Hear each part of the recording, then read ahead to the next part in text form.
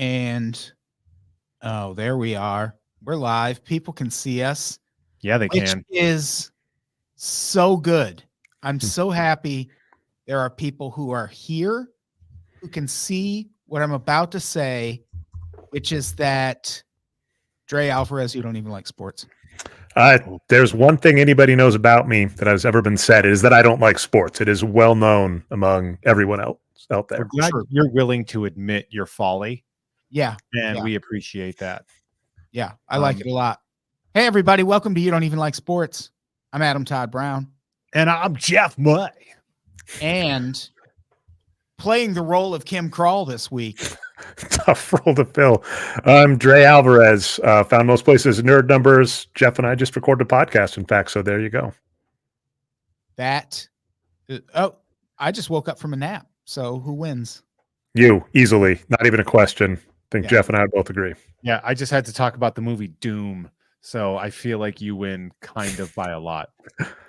Yeah, I would agree, having seen it. Hey, everyone. Welcome to You Don't Even Like Sports Live.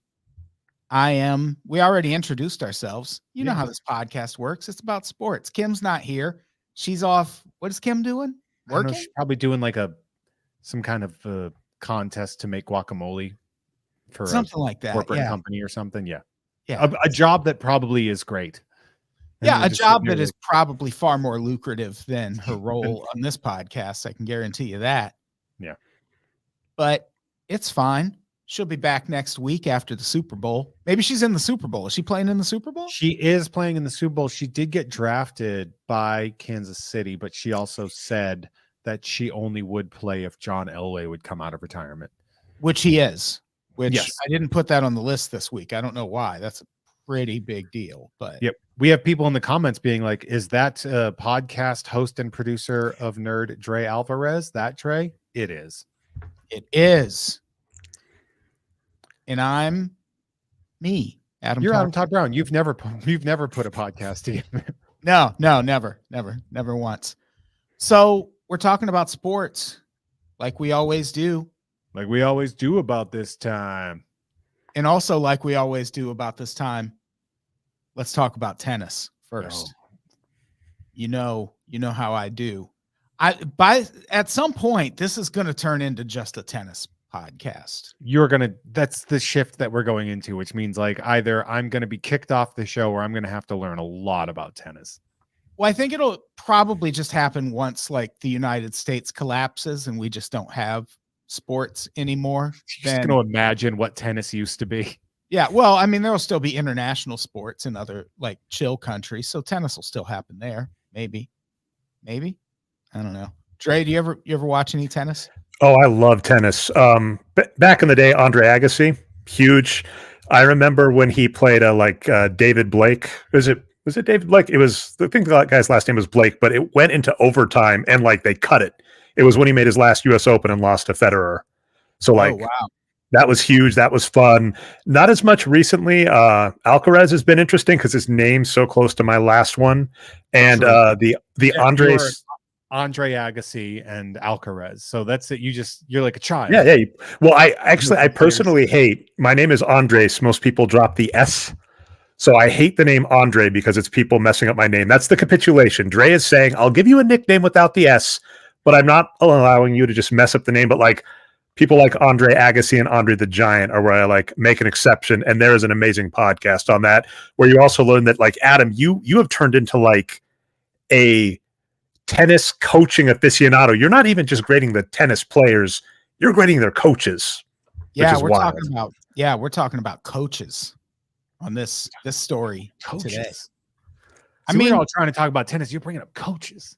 Coaching is important. I don't know how you coach a tennis player. I can't imagine how that works. There's so much that goes into that sport, especially mentally. Like, how do you make them mentally tough? Yeah, you walk over and be like, calm down. Yeah. No, give me $65,000 for the year.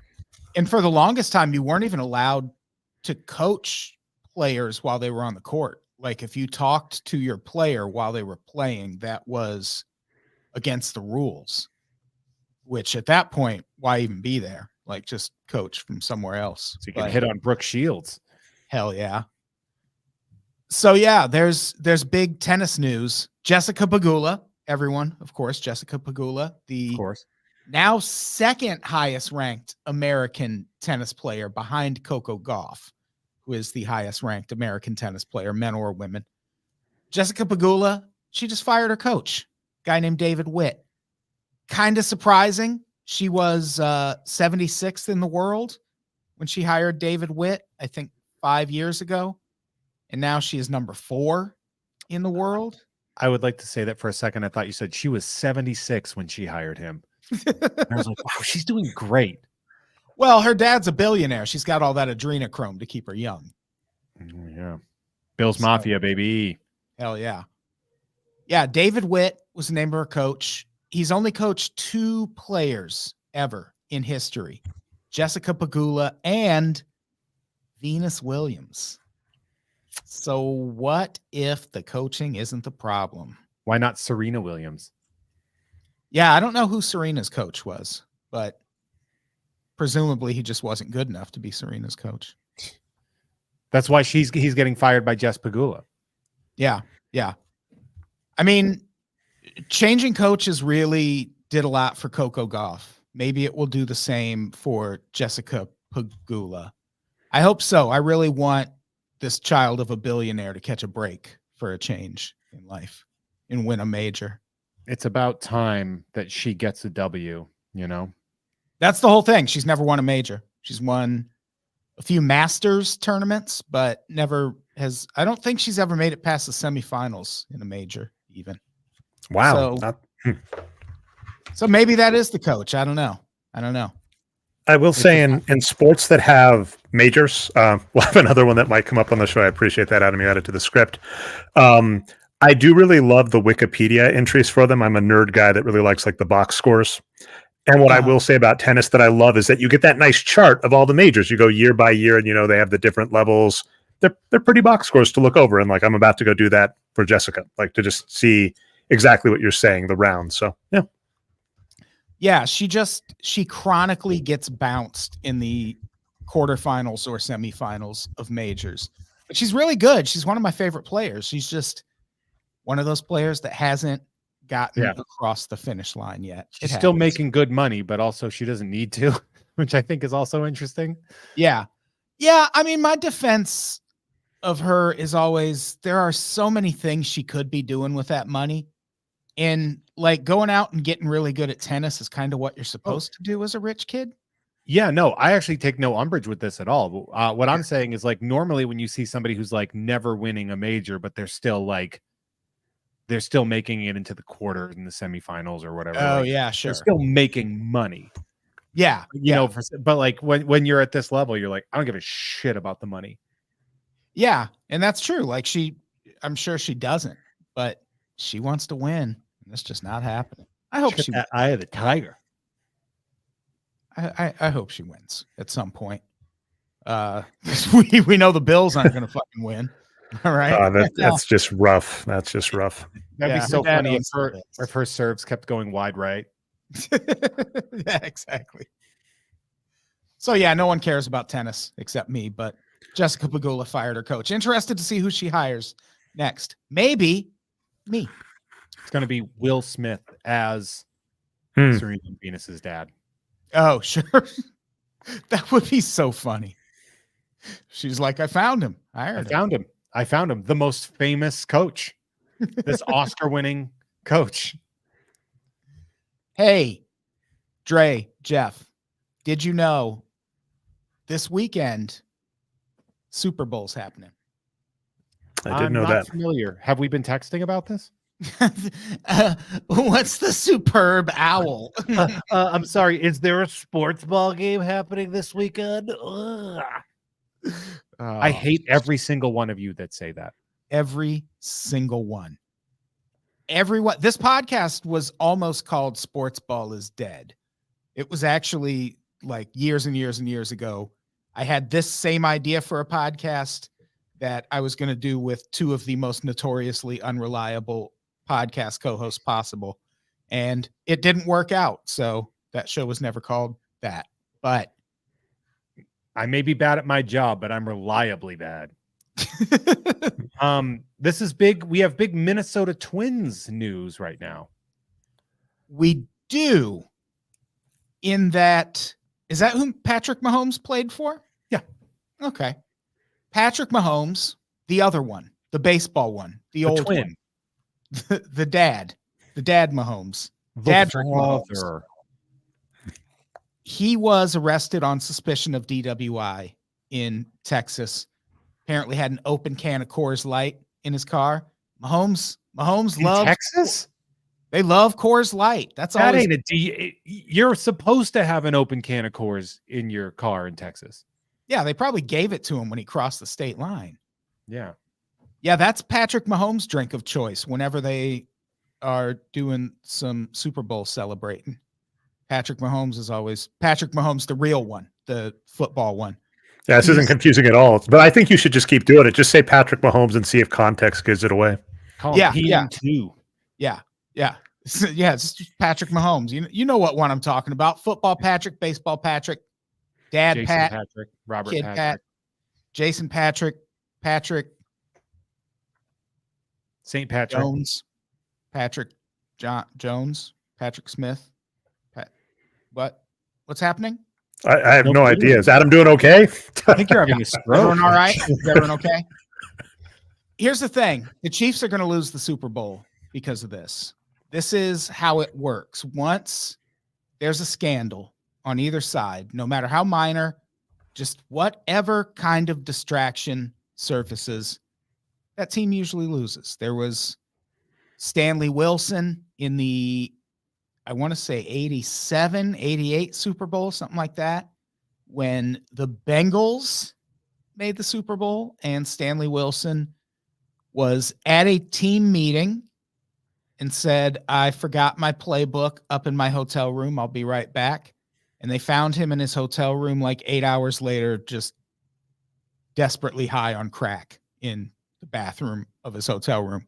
So that happened. The Bengals lost. Eugene Robinson, the night before the Super Bowl, played for the Atlanta Falcons. He got caught trying to solicit a prostitute. Falcons lost. Barrett Robbins went missing for 24 hours, Super Bowl week. Raiders lost. This is the Chiefs scandal. The Chiefs are going to lose. Is there anything on the Niners side that can counter it? They still got time, right? There are a few days. Yeah, I mean, there's plenty, and they're in San Francisco, so there's plenty that could go wrong, even while they're in the safety of Las Vegas. Yeah, they met like the Niners just might get like smash and grabbed before the Super Bowl happens. You never know. I mean, honestly, either way, it's a good time. It sure is.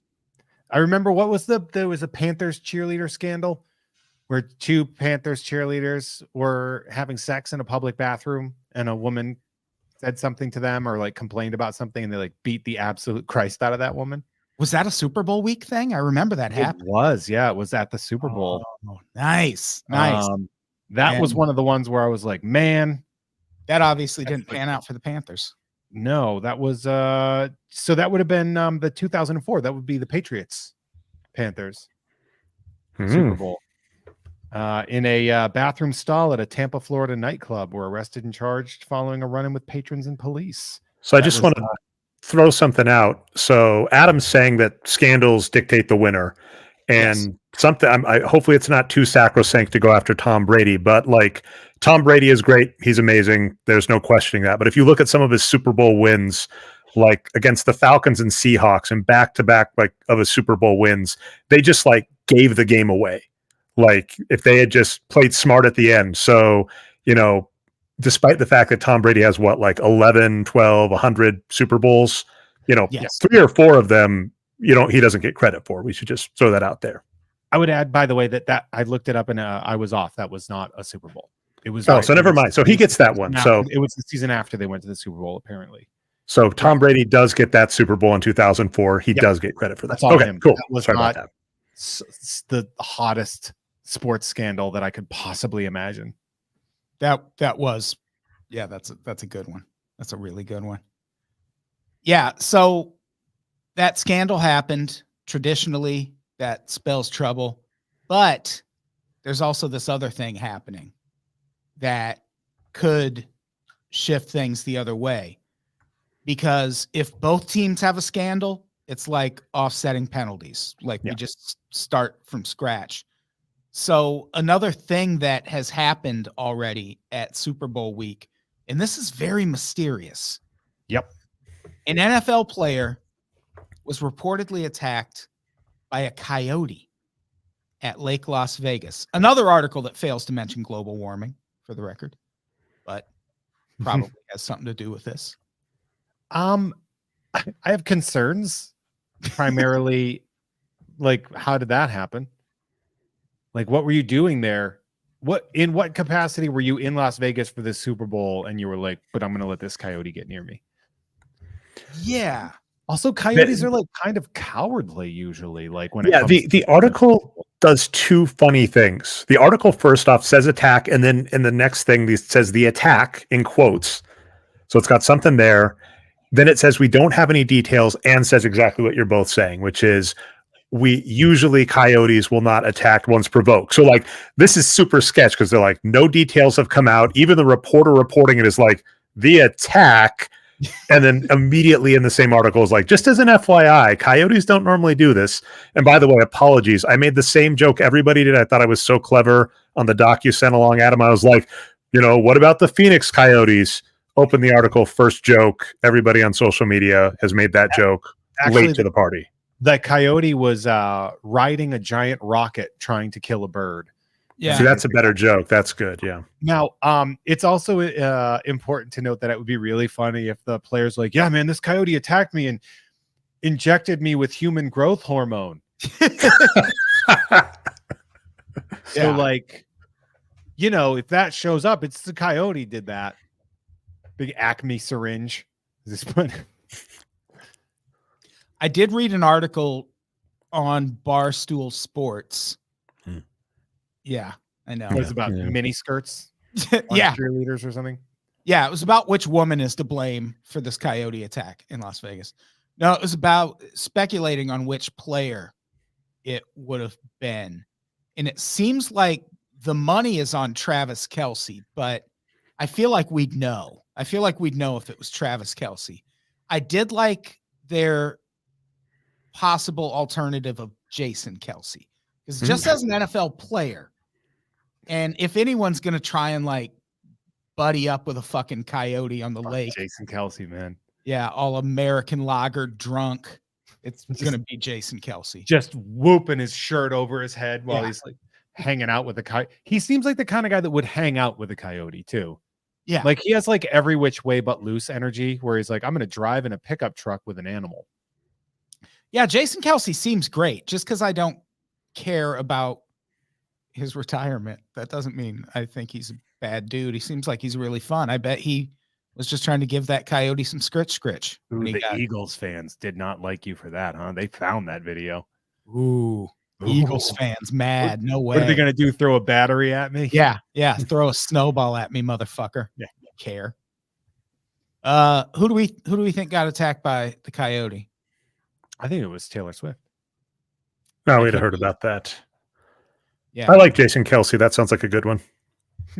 Yeah. Rabies, parentheses, Taylor's version. Because, they seem like lake guys. They're probably on a boat. But, I mean, who's not?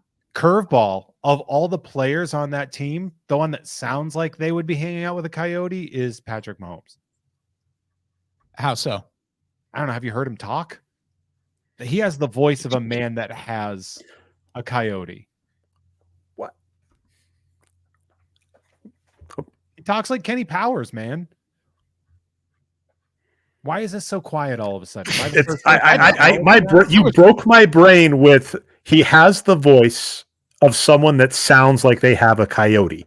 Yeah. That is a sentence that was uttered on this show. Correct. He has the voice Mahomes of a man that would have a coyote. Have you seen the video where they cut him talking about an after party and of fucking Kenny Powers doing, and it's like the same exact dialogue and voice? I mean, does Kenny Powers have a coyote? Oh, Kenny Powers would own a coyote. Yeah. Okay. Well, I'm going to retract my statement. Then I guess. Yeah. I guess that parses Jeff. Have you seen Eastbound and Down, Dre? No. Oh, wow. No way to be derisive about what I just said. And the second part of that, what is wrong with you for not having seen that show? Yeah. What do you I have a haven't kid or seen something? so much stuff, man. This is a common conversation. Yeah. Anyway, I love every one of those videos that takes a clip of Patrick Mahomes and then puts like Kermit the Frog voice over it. Every single one. Because they're so accurate. They're so accurate. There was a Red Sox pitcher. He was a pitcher for several teams. Do you remember John Lackey? Did you ever hear him talk? He talks like an actual Muppet. He talks like this. There was a radio station back in Boston, and they would do John Lackey interview or the Muppets. And they would just play audio, and you had to decide whether or not it was John Lackey or a Muppet talking. love it. That's awesome. So yeah, depending on what team that Coyote sided with, the Chiefs DWI curse could be completely canceled out. And also Mahomes is just like, he's going to be that one quarterback who will just shun this curse altogether and win anyway, because he's Patrick Mahomes and he's very good at football. And the sports books agree. I think it's currently plus 2.5 on the Chiefs. So they either have inside information on the Coyote incident or just don't believe it. So the bookies just unloosened a bunch of friggin' coyotes in the Chiefs hotel. Something's gonna happen. I hope the Coyotes were just there for the Super Bowl. They're fans. We drove all the way from Phoenix to be here. All right. We are powering through these. I like it. We don't have any predictions to haggle over. I mean, I guess. Yeah, we Dre, do. We have one big one. I mean, we did them last week, though. Dre, who's going to win the Super Bowl? I'm going to side with Adam. So I'm going to say I don't think the Coyote scandal is real or is huge. So I reserve the right if I'm wrong to say that. But I'm going to side with Adam. Every time I think you're wrong, Adam, most common, the Trump election, you've been right. I hate it. You've got a Cassandra-like curse where you are cursed to be right about things that make me angry. So I'm going to side with the 49ers. I'm going to say they win. Oh, I or thought other way. Yeah. Oh, yeah. No. I got it. Yeah, 49ers. 49ers win because of Daddy Mahomes' curse. There we go. Oh, okay. Gotcha. Yeah. I cannot go against the Chiefs. It would be stupid to do that, especially if you're doing even no spread. I'm taking the Chiefs. Yeah. I got to see how these curses shake out. Sorry. So you're just going to abstain? Like, I mean, I picked the Chiefs on the last episode, and now I guess I'm saying Niners. But the most, I will add that the most Nevada things happened. You're like, well, I had one thing, but I didn't know that there was going to be Coors Light and Coyotes involved in the Super Bowl. Yeah, it fluctuates, Now, which player do you think is going to lose the most money gambling while they're in the Super Bowl? Floyd Mayweather. I'm thinking fair. Yeah, it's a good pick. I'm thinking Brock Purdy, secret gambling. Oh, okay. That's why he doesn't spend any money on clothes. I hope that's true of Brock Purdy. I want him to have some dirt. Yeah. I hope he goes home and just does deranged shit. Yeah, just really into weird shit. Somebody did a joke where they took a picture of him walking into the show. It's like, could you imagine having a quarterback so dripless as he's walking in looking like a substitute teacher? I do think that's half of people's problem with Brock Purdy. He just doesn't boring looking. He doesn't look the part. Like, he looks like he should suck. So did Peyton Manning. Peyton Manning wasn't drafted last, absolute last. But that's what's fun about it, I know. I agree, but I do think part of it is his look. He looks like he shouldn't be competing with top athletes. I'm sorry. He should wear a mask. How cool would that be if there was an NFL player who was like, fuck it, Ghostface Killer, baby, wearing a mask the whole time. No one's ever going to know what I look like. Oh, like a luchador? Ooh, yeah. What if they get sacked though, and you're allowed to unmask? Real I wrestling, like right? that too. You get extra points if you like take the mask off of the player. I mean, personal foul, but worth it. It's like a field goal. No, you should get like field goal points if you get the mask off. Everyone should wear masks in the NFL. How did we get here? All right. The NFL, the L stands for Lucha Libre. The NFL. All right. This next story. Austin Rivers. Everyone at home? Austin Rivers? Huge. NBA player. He's still in the NBA, right? No. No? Played with Minnesota last year. I have thoughts, but I'll let you get through the story. Austin Rivers, former NBA player. He thinks LeBron James' kid, Bronny James, should not play on the same team as LeBron. And his feelings about this come from having been on a team where his dad was the coach. And he feels like people kind of downplayed his achievements and his accomplishments because his dad was the coach. And my question is, what achievements and what accomplishments, Austin Rivers? You didn't really do that much, but I also to the NBA, which is huge. I mean, he made it to the NBA. Yes. I do kind of side with him on this though, because is Bronny James that good? I mean, the Griffeys played together on the Mariners. That doesn't. Okay, well, that's a great example because in terms of talent, it does not seem like Bronny James is the Ken Griffey Jr. to Ken Griffey. No, he actually has more Ken Griffey Sr. energy. Yes. Where it's like, like Bronny James has journeyman basketball player energy. Yeah, and you don't hear a lot about any male college basketball players right now, except like Zach Edey, I guess, should have come out last year, but is what it is. Yeah, he gets a little press, but men's college basketball is in kind of a bad spot. So you don't hear a ton about men's college players right now. But also I don't hear anything about Bronny James outside of, he's LeBron's kid. And I like to say that Nepo babies aren't really a thing in sports because you still have to be good at sports. But Bronny James feels like he might be the first legitimate NBA Nepo baby. Well, my 2 cents on that back is Austin Rivers, I would argue, is 100% that.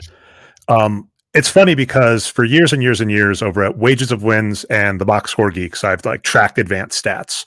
And we were briefly big enough where we got pretty decent traffic and we would watch the draft. And I worked with a guy named James Bricado. I don't know if he still works with the Dallas Mavericks, but he went on to work with the Dallas Mavericks. And we were watching the draft that Austin Rivers came out in.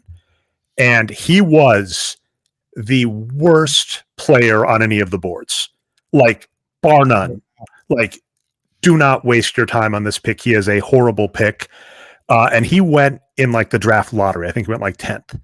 And it was funny because I think it was it might have been New Orleans, but I think that draft, a team got a top pick that was known. It might have been Anthony Davis or something. And they go with him and you're you win the draft.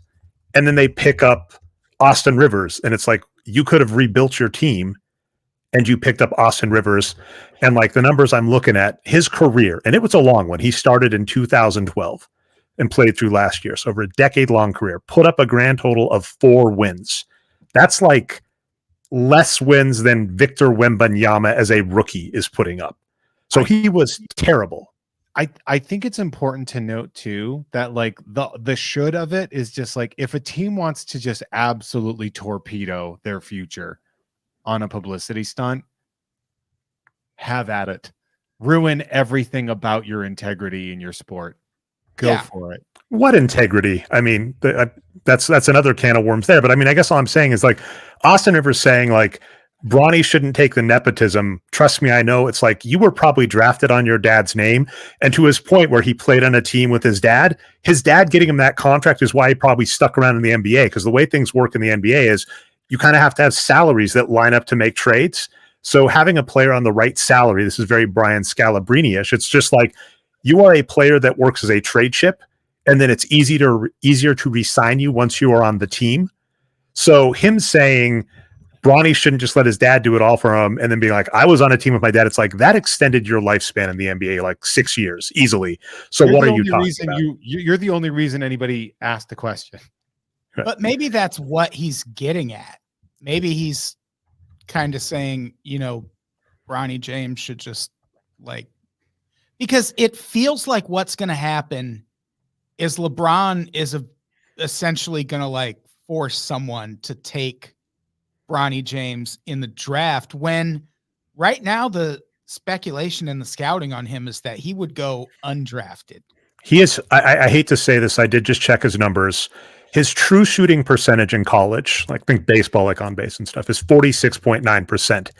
That's in college, so not NBA, and that would be abysmal for 1958 NBA. So his shooting is so bad that the 1958 Celtics, when plumbers were playing, would be like, now we pass. How much does it have to suck? I mean, it doesn't suck to be this kid. This kid is never going to go hungry. He'll never be homeless. It doesn't suck. But he could, a lot of basketball players just get to be anonymous. They get to just go out by the wayside. And if it doesn't take, it doesn't take. The pressure on this poor little bastard, I feel bad. I mean, it's hard because it's hard to feel bad for the child of a very wealthy person. But I don't know if you knew this, but even rich people have feelings and stress and anxiety and pressure. Disagree. I know it's very hard to see past that for some of you that are listening and commenting. Why are you looking at me? It's not me. I'm looking at the camera, Dre. Talking to the commenters who would be like, I'll never feel bad for a person who has wealth. Yeah. Yeah.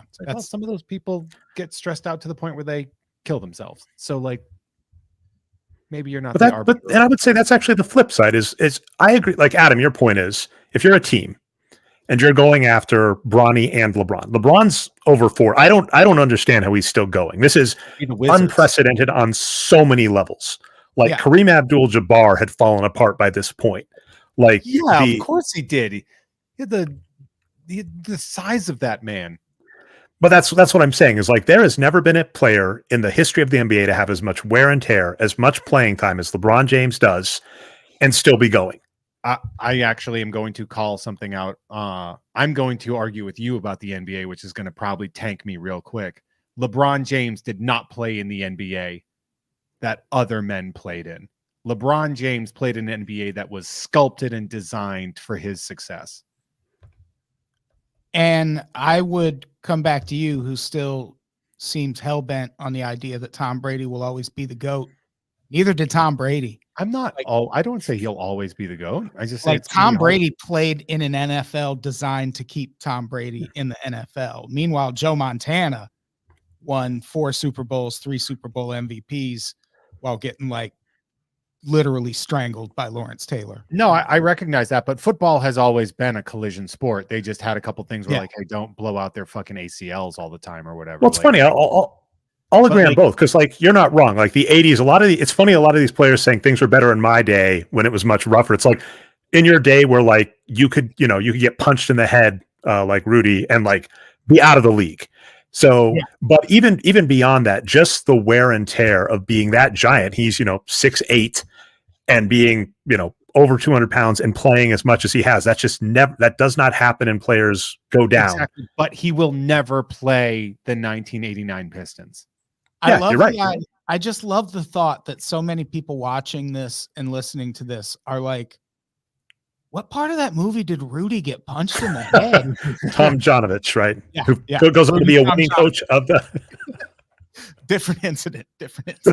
Man, they carried him out so they could punch him in the locker room after. Pummeled him in the parking lot after that. People didn't see that. It was an end credit that's scene. the director's cut. Yeah. Joe Montana probably did, like, right? From what we've heard, like if you look at the behind the scenes story on Rudy, sorry to get up on that tangent, but I mean, all I'll say is whatever team invests in LeBron James and Bronny is probably going to hurt their chance of success. That's on the team side.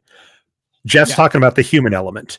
If you're like a dad and you want to play with your kid and you're a kid and you want your dad to help you, like the reality is Bronny with this skill would probably be a decent college player that after 4 years would have a decent career, probably not go to the NBA. If he wanted to keep playing, would have to, do G League or overseas, might have a chance to go to the NBA and play for a bit. And so often, and I'm the person that does this, when we look at the NBA, we grade it as if we're the general manager or ownership. We're saying this is what you should do to have a winning team. We don't look at it as the labor and saying like, what would be a good environment? Because I see people saying LeBron James should leave the Lakers, right? Because they're not going to win a title. It's like, what if he just wants to make $50 million in like one of the nicest arenas out there and play with his kid for a few years before he goes and retires and like tries to buy a team? What's wrong with that? I love the people that do not understand how much money $20 million is. It's like we've talked about this, and I know I talked about it with Kim Krall, I believe, on Ugg Fine, but like there's that great Daniel Tosh bit about Brett Favre, and everyone's like, why doesn't he retire? And he's like, do you know how much money it is even to be a backup quarterback? Yeah. Like, yeah, I'm going to do that. Like, I'm going to make $8 million to hang out. I guess I don't know why Bronny James can't do what all the other sons of NBA GOATs do and just fuck Scottie Pippen's ex-wife. I was going to say, why doesn't he just fuck Scottie Pippen's daughter? Come on. Like Michael Jordan, once again, blazing a trail. Like if your kid's not good enough at basketball, just send him after Scottie Pippen's ex-wife. Scottie with the assist. Yeah. God, that is the most Jordan turn of events possible. Like you'd think Jordan would be competitive enough to be like, oh, my kid's going to play in the NBA. And instead he's like, oh no, my kid's fucking Pippen's ex-wife. You watch. She's got 25 years on him. I don't give a fuck. You want a bit of trivia that you'd appreciate? In Space Jam, Eric Gordon played MJ's son, and he did go on to play in the NBA. So how does that have to feel for Michael Jordan's real son? He's like, my fake kid made the NBA. Why can't you? Yeah. Why can't you be more like your other version? Yeah. Yeah, it's weird. Like, I don't know, like the thing with Bronny James is it's name recognition unless he somehow gets better at basketball, which I don't know. Austin Rivers had over a decade and did not, as just a point of comparison. Yeah. Any good basketball players we want to talk about? Oh, hey, let's talk about Caitlin Clark. Oh man. For one thing, I just sent a bunch of cards off to get graded at PSA. I got a whole bunch of PSA 10 Caitlin Clarks coming my way. It's going to put some food on the table, baby. Caitlin Clark is probably going to break the all-time NCAA women's scoring record on Super Bowl Sunday. She is 66 points away. I, being a big, strong man with all the upper body strength and a big, huge brain, I would just score the 66 points next game and get it over with. But you probably should do that. Yeah. And I'll reach out and see if I can just, do it for her. But Caitlin Clark, she's 66 points away from the record. She's averaging right around 32, 33 points a game. And she has a game Thursday night and a game Sunday morning. So it won't be during the Super Bowl. So this story just mostly means Sunday is going to be a fucking great day for sports. Because it's going to be a great day for us, Adam. It's going to be. I'm looking forward to that too. I know you're going to talk about it in a bit. I am looking forward to that. Yeah, me and Jeff are doing some stuff on Super Bowl Sunday. Specifically, we're watching the Super Bowl and eating food and counter programming the halftime special. Yeah. And Usher's going to be there too. with us. He's going to be opening cards with us. Yes. Yeah. That would be awesome if that was the halftime show, just out of nowhere. They like start opening cards. You're like, oh no, our audience. That's what we're doing. That would be very funny. Yeah. We opened a case of these. Yeah. He pulls like a 1-of-1 LeBron. God damn it. I He want doesn't that. need the money. So yeah, Caitlin Clark, she's 66 points away from Kelsey Plum's all-time NCAA women's scoring record. Kelsey Plum is in the WNBA now. You have seen her in commercials, whether you recognized her or not. I don't know why I said commercials. That's not how that word. That's how we say it here at You Don't Even Like Sports Live. Correct. It's a good point. Get on the commercial train. Logan Logan says in the comments that he can't believe that the two of us are finally going to watch our first Super Bowl. I know. Yeah. It's about time. I mean, we talk about it all the time. We went to that Super Bowl party where I won not a small amount of money for correctly predicting Von Miller was going to win MVP. I have a much lamer story about that Super Bowl, which I love. My wife and I, as pre-kids, went to Buffalo Wild Wings to watch that Super Bowl. No wonder my wife was being awesome. I was like, I'd like to watch the Super Bowl and eat some wings. She's like, we can do that. She's not huge into Super Bowl. We did it. One of the only plays that mattered in that was a sack by Von Miller that turned into a touchdown. Oh, and the sack happened, and I was like, cool, and looked down, and it turned into a touchdown. Of course, I saw the replay, but I didn't catch it live, even though I was there to watch it live.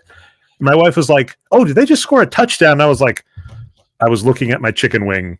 Well, I missed and that's the only play that mattered in that Super Bowl. Done in by lemon pepper. It was good.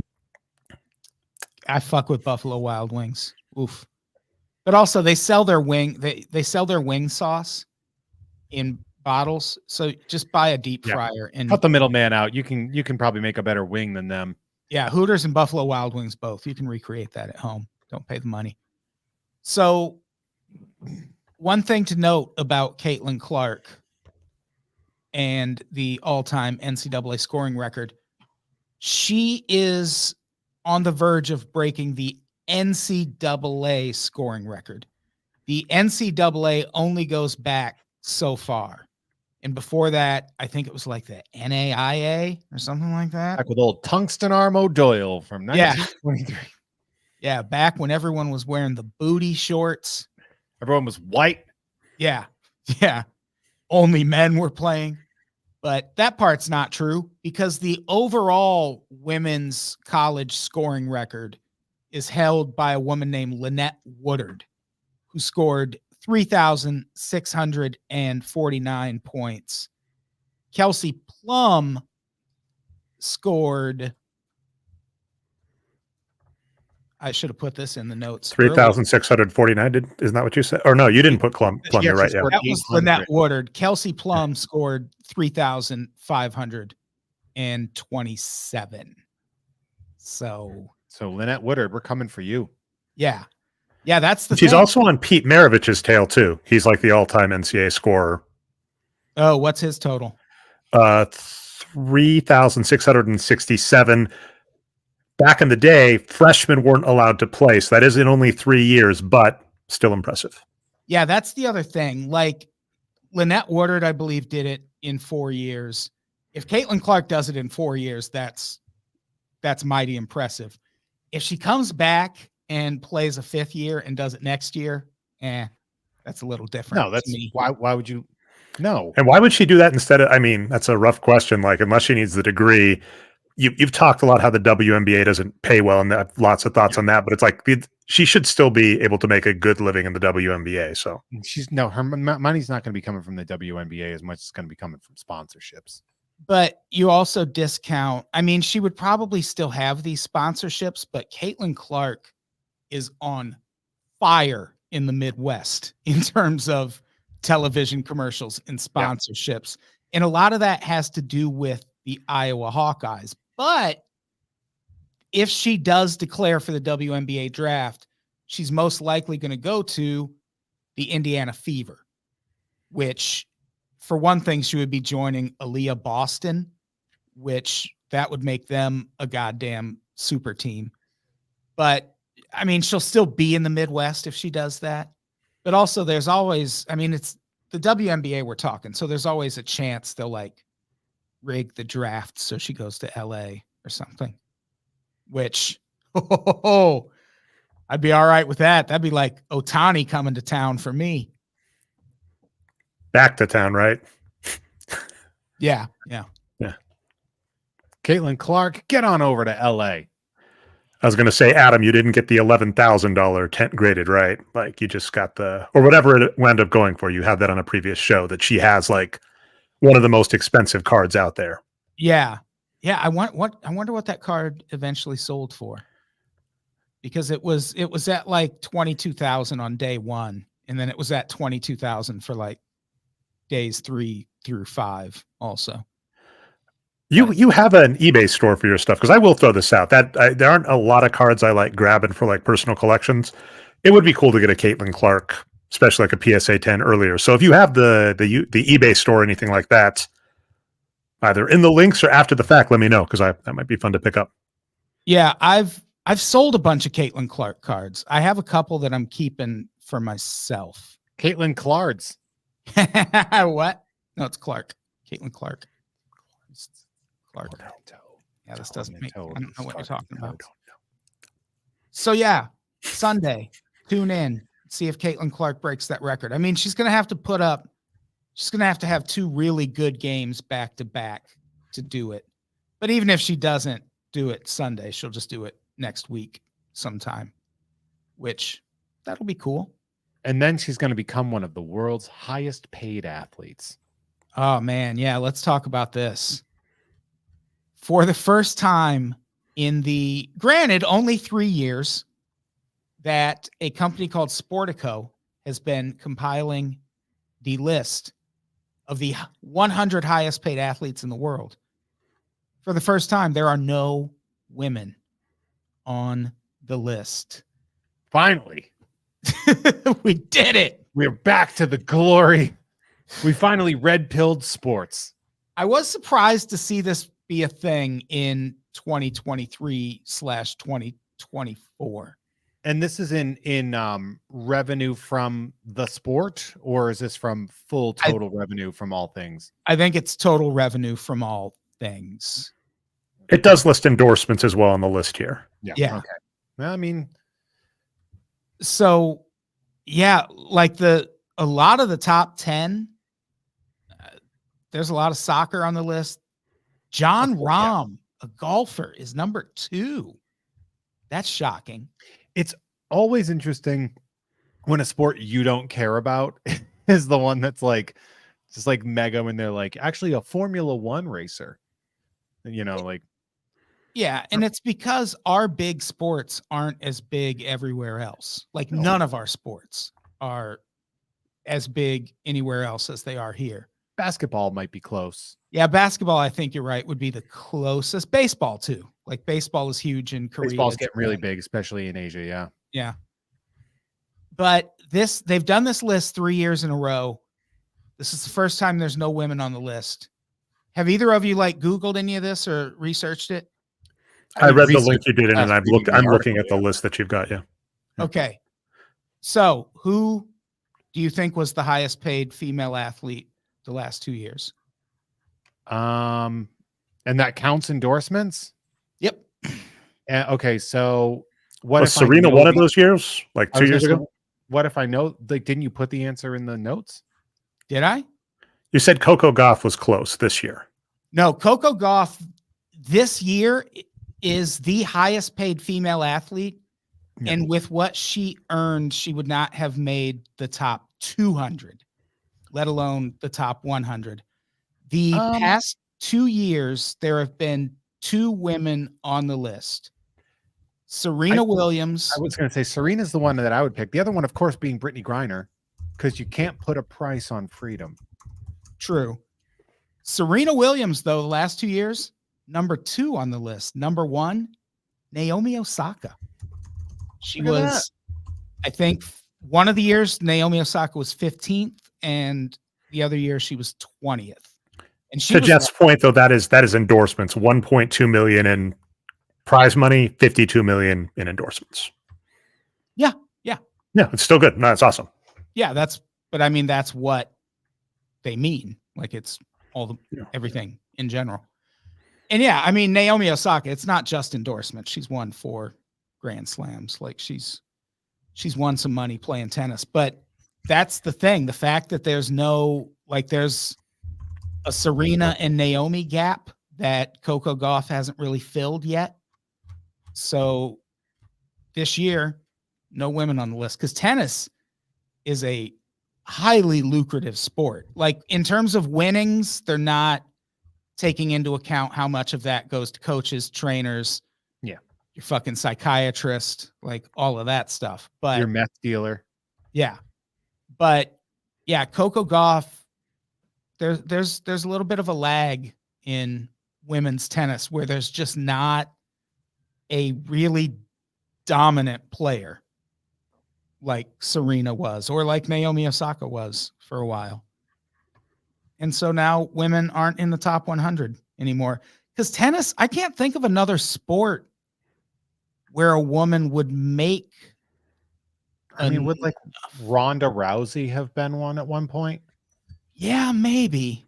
I feel like Ronda Rousey would have been there at one. Yeah, because when it comes to the sports, it would have to be like the endorsements are the big deal. So like, you go back in time and you're like maybe Gabrielle Reese at one point made a lot of money in endorsements. Yeah, the difference is none of them are really making anything in their sport. Like Simone Biles also, right? Like she's got a ton of endorsements, but she's not making anything. Yeah, it does seem like the endorsements are what's going to have to put you. I mean, it's like Tiger Woods. Like when everyone used to be like, "Oh, Tiger Woods is making a lot of money." It's like, how much of that is golf? And you're like, it's $8 million. And how much is he making? $275 million. Yeah, Tiger Woods is still. Yeah, he's still on the list. Yeah, 14th. That's shocking, man. Because he still has all those fucking sponsorships, and he's still like, aside from the EA pulled him from his game for a while, right? But they put him back on, right? I think so. Yeah, they would have to have. They're like, so you screwed a Perkins waitress. Who hasn't? I mean, it isn't a crime. No. In fact, it's the opposite of a crime. It's cool. Yeah, exactly. Good for him. So Logan Trent asked, do Clark and Paige buckets both come out this year? I think Paige is going to wait a year. Also, Angel Reese. People are still unsure if any of those 3 are going to come out. But I know Paige Becker's had a bunch of injury issues, so I wouldn't be surprised if she stays in college another year. People have been really dogging Angel Reese lately too about something like her academics or something like that. Like that was a big thing that people were like really going after. I don't know anything about that. I know she like missed a bunch of games, and it seems like she was suspended for something. But they're being pretty tight-lipped about what it was. Yeah. And I think that explains why LSU isn't ranked as high as you would expect the defending national champions to be. I think they were 9th last I checked, and they just got beat. So I don't know. Angel Reese killed a guy. Yeah. People forget about that. I like Angel Reese. She's a fucking character. Yeah. So yeah, Caitlin Clark. We'll see what happens. Highest paid women athletes. Maybe she'll be one. I could see it. If it's going to be anyone, it would be her. She's going to sell tickets, man. I know, like that's one of those things that people like. She's incredibly talented, but also like she's going to move tickets wherever she goes. Yeah, she's just talented in a different way. Like she really does like consistently shoot from like the logo, from like 3-4 feet behind the 3-point line. It's nuts. She's incredible. I actually really do hope she goes to a small market. Like, that's the thing. Like she needs to go to a small market because, if you just put her in New York or you just put her in LA. She's just another thing that people are like, well, Yeah, we could yeah. do this. Well, I could go both ways on that because it could be. I'm like a huge Nikola Jokic fan. I have this like graded 9 card, which is like my prize of my collection. I haven't collected graded cards, but some amazing people gave that to me as a gift. So and I hear they don't even like sports. So by the way, I'm telling you both that. You both gave me a Nikola Jokic graded 9 card, which appreciate that. That was huge. He is amazing. I just mailed it to you, Dre, by the way. That like Adam gave it to you. I just mailed it to you. I got it graded because it looks so neat. And I was like, I don't care about Jokic. How dare you? My other funny story is I found a graded 10 under the horrible brand GMA. Like, don't grade your cards with GMA because they're not worth anything. And it was $5 at the card shop. And I was like, this is a GMA 10 Michael Porter Jr. How dare you have it this low? And then I bought some stuff and he was like, hey, I'll throw that card in for free. So I was like, well played, sir. But I'm a huge Jokic fan, and the NBA refuses to market him. Like, I hear a lot of people that argue he needs to market himself, but that's BS. Like, they could just put his games on national. He is amazing, and they don't do it. Whereas you have like Giannis Antetokounmpo does hate basketball. He does not hate basketball. He hates basketball the same way you hate running, which is every day you've got a video of you running. Like. Yeah, I like being done with it. I don't enjoy doing it. Well, Jokic is this. That's pro athletes. You're like, they hate this. It's like if they can make themselves put the work in to be a professional athlete, they can say they hate it all they want, but they put more. Jokic puts more time into being a top basketball player than like we do it. Like Adam, you and podcasts might be one of the only comparable things out there, right? Like you two with how much podcast time you do might be one of the only. Adam is the Jokic of podcasting. That is what's been said. Especially if you see me run. We run the exact same. every time I see a foreign athlete work really hard, I'm always like, oh, they are fixing the infrastructure of the country they came from. Like every time you hear about like some dude coming from like Sierra Leone to play like that, and then you find out it's like they have done nothing but build infrastructure in their home. Like they live in an apartment. And they're just sending millions of dollars back home to build churches and schools and shit. Yeah, I hope so. And just finishing up the point, basically, like if Caitlin Clark, a big market's better for more eyes. If she goes to a small market, that can still be okay, provided the league capitalizes on it. And the NBA and occasionally WNBA both, have depressed me in times where they just like have an amazing thing to capitalize on and do not. So I'm okay with either. That's the thing about it, though, is like I understand that the LeBron era is going to be the LeBron era and he's going to be the face of the sport, for years after he's retired. But like when you think about look at every San Antonio Spur that was just the best player in the league and they got no press because they were just like, well, it's whatever. Like they're still winning championships.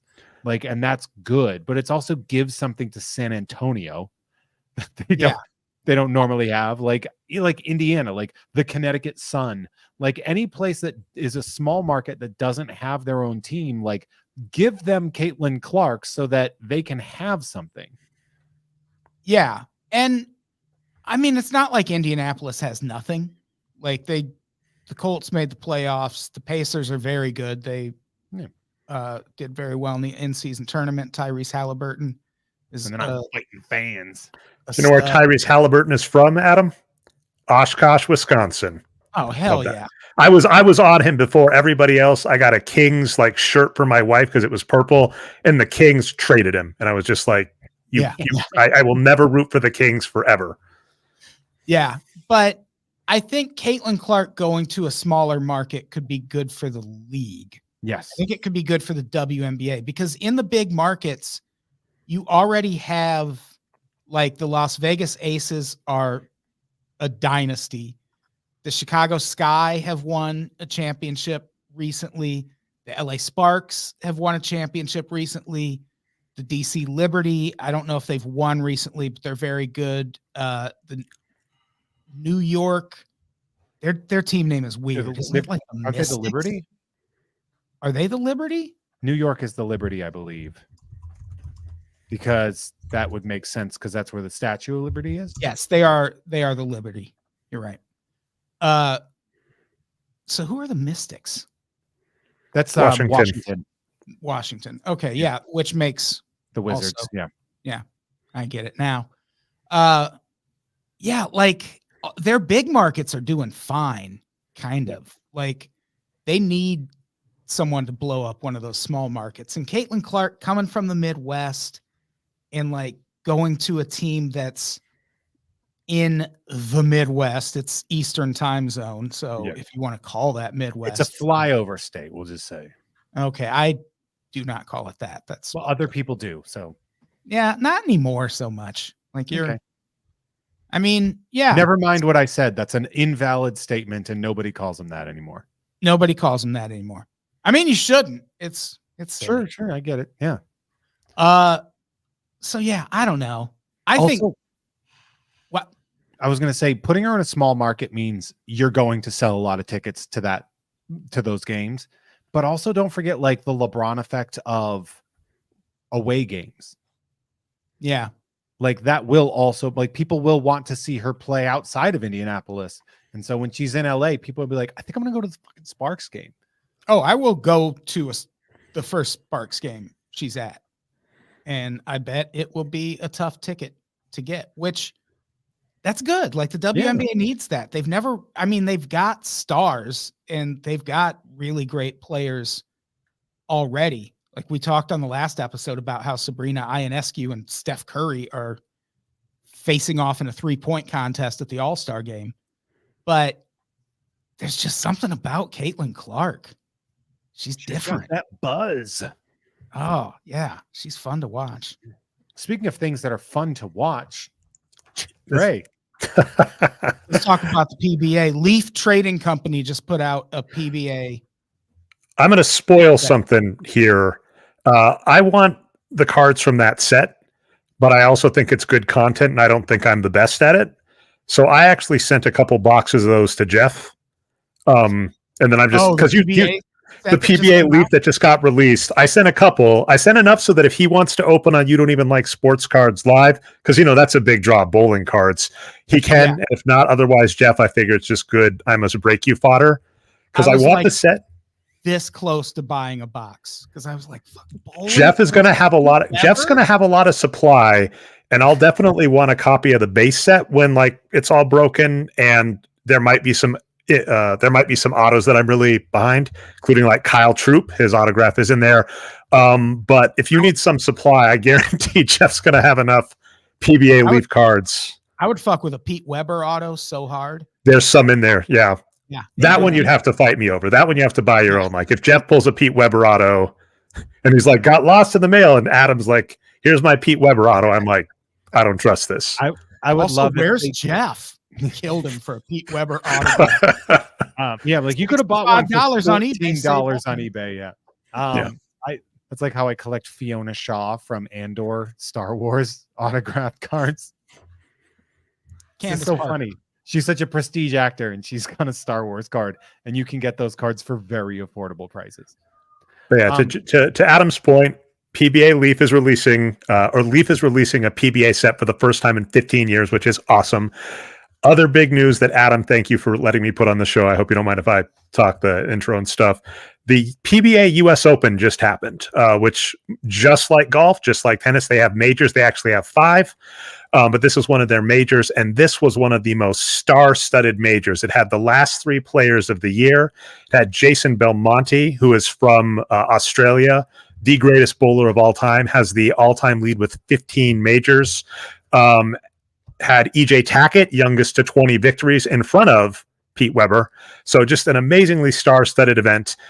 It was fun, but it was kind of sad from like a sporting event in that Kyle Troop, who is the all-time single-season earner, just in winnings, not endorsements, at $496,000. So bowling has stayed in 1980s dollars, which is a real bummer. And Kyle Troop is great. He's got a huge afro, is white, super white, wears crazy outfits, but he is a trip. He's a fun. Well, I'm just. Would throw him from a moving vehicle for $496,000 a year. That's good money. That's really good money. I'm not saying it's bad money. I'm just saying, like, when you're talking about, like $496,000 is like it's non-salary too. Like that's not salary. That's winnings from tournaments, right? And that's his best year. But regardless, so he won. It was supposed to be this big star-studded event. The sad news is it was pretty boring. It was basically a bunch of all-time greats all falling apart. I'm looking at the notes and I'm looking at we're gonna get to the end. I'm gonna wrap up the actual event and then we'll get to the real story, which was wild. So Kyle Troop care about the actual event. Yeah, but the real event was supposed to be nuts in the bowling world, and then that was a real dud in the sense that it was all these great players and then one person just dominated and everybody else fell apart. I'm just going to delay the other part for a second. Did anyone ever watch bowling when it used to be on TV a bunch? I love it. I think my grandfather watched it. Yeah. I watched it all the time when I was a kid. And there were also tournaments at a bowling alley in the town I grew up in, a place called Landmark Lanes. They would have parents would get you. Yeah, my parents bowled every Tuesday night, and that's how I got around their rule that I couldn't watch the day after tomorrow, the nuclear war movie. But yeah, I loved watching bowling as a kid. It's just not on TV as much as it used to be. So here's the thing about watching bowling is that we have different bowling than you guys do. Like, do you have candlestick bowling? We had candlepin bowling, which is different. The ball is shot put sized. It's about a little bigger than a grapefruit, like a pomelo sized. They're not heavy, and you get 3 things, and all your shit stays on the ground.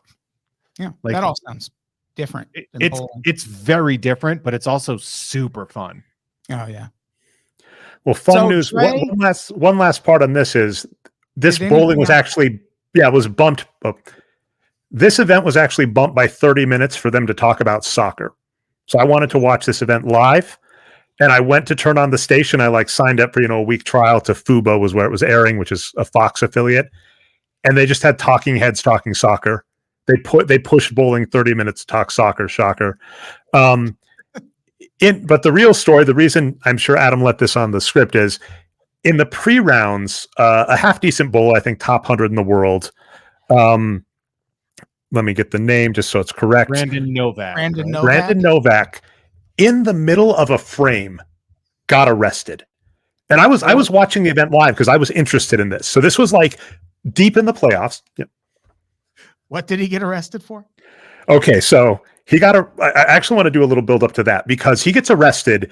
Anybody watching the event is like, what happened? Because this happened. Understand, this wasn't bowler gets arrested.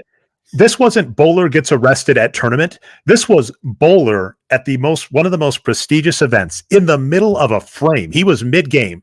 So imagine your favorite pitcher is pitching and just gets arrested in the middle of the 8th. That is basically what happened here. And at the time, it's like when Jason Sudeikis served his divorce papers on stage at an awards ceremony. Yeah. This is significantly worse because the bowling reporters people were like, what happened? And they were all like, nope. People are like, do you know what happened? They're like, I do. I'm not saying. Nope. It's like, you can find out on Monday with the rest of us. And yep, in Ohio, there was an outstanding warrant for child pornography for this bowler, such that when he was at a major event, they arrested him in the middle of the event. And that is, unfortunately, despite this being the most star-studded U.S. Open, that is Pete Weber's tournament. He has won it 5 times, a record that probably will never be broken. Despite this being one of the most star-studded U.S. Opens, that is probably the most exciting thing that happened at it. Yikes. I'll tell you what, I'm going to start watching bowling now. Yeah, I mean, it seems like Brandon Novak probably set a record that's never going to be broken also. This is like watching Lee Harvey Oswald get shot on live TV. You're like, well, I can't stop watching this now. Yeah, that's amazing. I mean, it's amazing and it's horrible. But the fact that he got arrested mid-frame. Well, at least he can't flee. And where was this at? Ohio? Yeah. Ohio. Yeah. So those cops. Where else do bowlers get arrested for child pornography? It's obviously Ohio. So they could have arrested him before the tournament. Just like in by the way, the tournament was actually in future home, hopefully, of Caitlin Clark, Indianapolis. The warrant was from Ohio. So this was the catch, is they basically had him. They're going to extradite his ass. Yeah. But either way, those cops could have just like showed up before the tournament started and arrested him. They just wanted to make a spectacle. I mean, look, if you can humiliate a child pornographer, you should. Yeah, I'm Like, on the cops' side. Rare, very rare. Also, maybe that's cops' moment to be on TV.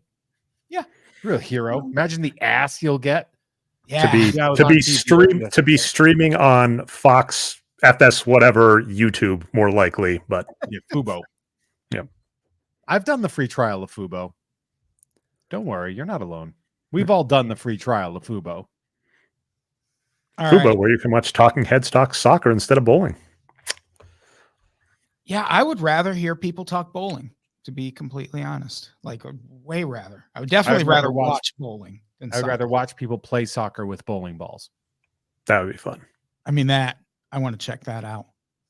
All right. What's this last story you put on the list? All right. I'll actually try and make this quicker. Basically, you guys brought this guy up before. He was a supposed cheater in chess, top 7 in the US, top 50 in the world, which sadly means nothing. In the world of chess, you need to be like top 3 to matter at all. Yeah. Hans Niemann, he was accused of cheating and basically went viral because someone supposed, how could he cheat? And they said, well, if he had remote controlled vibrating anal beads, they could basically give him enough information to cheat at chess, which is 100% true, but also just weird. So that's what he's going to be forever known as. That'd be like if you had a magic owl. This has always been my question. How does that make cheating at chess possible? I'll throw this to you. This is really funny because I'm actually a fairly decent chess player, but like terrible in the good enough to beat a random person, terrible in the land of professionals. If I am playing a game of chess and you tap me on the shoulder and say that is a chess puzzle, because that's what chess players do for fun, like think, a crossword puzzle or something, and I know that there is like a secret answer that I have to look for, I could be so good at chess if that was the only edge you gave me. So essentially what is really rough at the top level for chess, to cheat, you don't have to feed them every move. You could basically just have someone buzz and just say they just made a mistake. And that's all you could use one signal, which is buzz, they just made a mistake, which tells that person to focus harder and look at it as a chess puzzle instead of just like a normal back and forth. And I've compared it actually to boxing with Jeff. It's just like if suddenly you were told punch now, you would be like the best boxer in the world. To be fair, I was as a boxer, I did have anal beads that would vibrate in my asshole. Yeah. And as a podcast host, obviously. Yeah. Oh, Adam buzzing each other right now. Yeah. It's a little fun thing we like to do. But anyway, that's the backstory. This is much more boring. He basically, the St. Louis Chess Club is the biggest chess club in the United States. And he has not been invited back since that cheating incident where he was accused of cheating. And he was really upset about it. And then there's 2 types of tournaments. There's invite. They invite you to come. It's up to them, much like boxing. They decide who they want. There are tournaments like the United States Chess Championship where they have to take the best X in the United States. He played in that and wrecked a hotel room. And so they have banned him for wrecking a hotel room. And what is hilarious is he is saying, you all were blacklisting me before I wrecked that hotel room. Now you're saying I shouldn't be invited back because I wrecked the hotel room. And like the defense he's going on is he's like, the hotel told me it was no big deal. They said 99% this would be smoothed over. And then he's like, and then they ghosted me and you ghosted me. And this is so unfair. And it's like someone who got fed a fake number and just is not catching the hint. It's so good. Dude, if you're on some form of social probation for this, where they're like looking for a reason. Also, what are you doing to that hotel room? Like when they say he trashed a hotel room, like what rock and roll bullshit does he's a chess player. Yeah, he's a chess player. Calm down. Play chess. Well, that's what's funny is because there was a Reddit meme that was like, oh, he broke a mirror and he broke some like expensive stuff.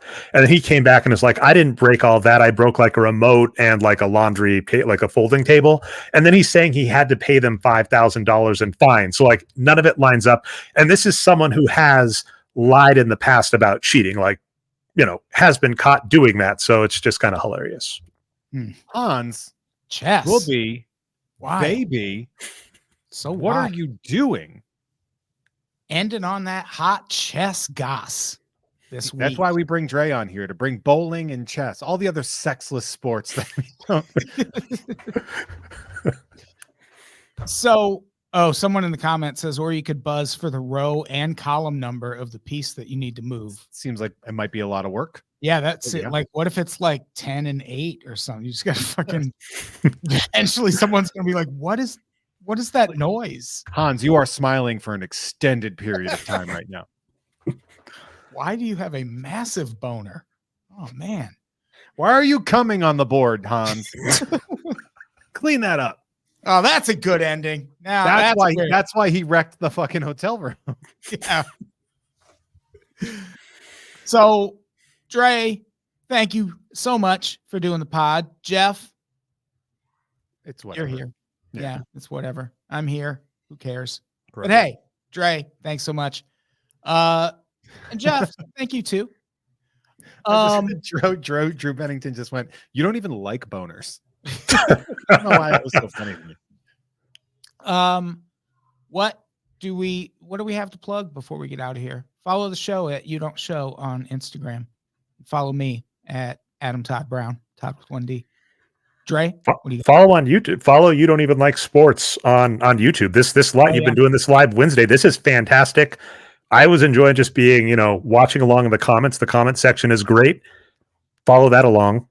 I'll plug a little for me and Jeff. So I do the Nerd Podcast with Jeff May over at patreon.com/Jeff May. And we have an episode coming up on Doom with the Ryman brothers, Tom and John Ryman of Screenplay. So looking forward to that. That's enough to throw out. You can find me on most of the socials as Nerd Numbers. I retweeted this Adam Todd Brown fella who made a good Trump one over on Blue Sky to get you up, I think, to five re-skeets or whatever they call them. A lot of activity. I didn't know you had guests on that pod. Interesting. That's Well, fine. we want That's you fine. on one, buddy. No, it's fine. Jeff, you're what do you got coming to plug? Sorry, Jeff, I'm going to cut you off. Adam, if you're offering to be a guest, this is legally binding. We have it on camera. Jeff, we got it. What? Why wouldn't I be a guest? Because you are awesome. Anyway. Yeah. I'm counting it. I'm writing this in my book, Yeah. Adam. Adam Todd Brown, guest on Nerd. Now we have to come up with a season in which Adam would be a really good fit, which I really like, which I actually am really excited about. Now we can come up with a new one. Oh, more work for Jeff. You like that? Let's hear about all your work, Jeff. I like that. Yeah. All right. Jeff, what do you got to plug? Well, obviously we have Dre I have Nerd with Dre Alvarez, but you can also, if you listen to that means you're also aware of Jeff Has Cool Friends, which you can get early access to uncensored episodes with bonus content at patreon.com/Jeff May, where you get that plus UGFine. Also, you can be a producer of Nerd now. We opened up that tier. Adam, you were 1000% right. New tiers on Patreon are a big goddamn headache when it comes to retrofitting all of your old shows. Not doing it Holy anymore. Shit. No, thank you. I texted Dre and I was like, no more tiers. Yeah. This is the last one. Call me Johnson & Johnson's shampoo because no more tiers. Yeah, they need to fix that shit. Yeah. But on top of that, you can check all those out, patreon.com/Jeff May. I also do non-sports card openings at I Must Break You on my YouTube. And also I do some sports card stuff with my buddy Adam Todd Brown over here, over on the You Don't Even Like Sports cards. Check us out on during the Super Bowl halftime. We will be opening some stuff live. Also Gamefully Unemployed with nerd guest Tom Ryman. We do Tom and Jeff Watch Batman. And and hey, if you're here watching this on the little YouTube, I sure do hope you're subscribed, and I sure do hope you have that little notifications bell on so you know that these things are coming. That helps us a lot. That helps us a whole lot. So if you could do that right now, if you could just go right down into that bottom corner right there and I get it. And hit subscribe and notifications bell, that would mean a lot. And then head it over to mine and do the same. Don't do that part. And I think that's it. Let's get the fuck out of here. Dre, say goodbye. Goodbye. Jeff, would you say goodbye? You get the extremely weird scandals in weird sports rookie card. Goodbye, everybody. We love you. Gem mint beads. Hey, thanks everyone for watching. Drew Pennington I think we're just doing this as YouTube, but if you just click on Yeah, you the can live listen to it on tab on our YouTube page, all the old ones should be there. Did Yeah, you release some as audio, right? Or am I wrong? Huh? Didn't you release some of these as audio, or am I just crazy? I mean, I've watched them. No, so I these don't- we just do on Yeah, YouTube. gotcha. That's a different show, Dre. That's called You Don't Even Like I Sports. only got so much time. Yeah. Uploading doesn't happen. Well, I don't even like. You don't even like. You don't even like sport. I'm sorry. The whole thing. Yeah. Yeah. Great job. Yeah, you're really good. Thanks, Dre. I appreciate it. We'll have you I've back been on. talking with Dre now for 3.5 hours. So long. I have to do this again at 6 o'clock. Not this. Hey, everybody. Let's Oh, what get show? H out of here. A 69 minutes. Nice. Chet's back. All right. No. Goodbye, live Okay, stream. bye. Bye. Bye. Bye, everybody.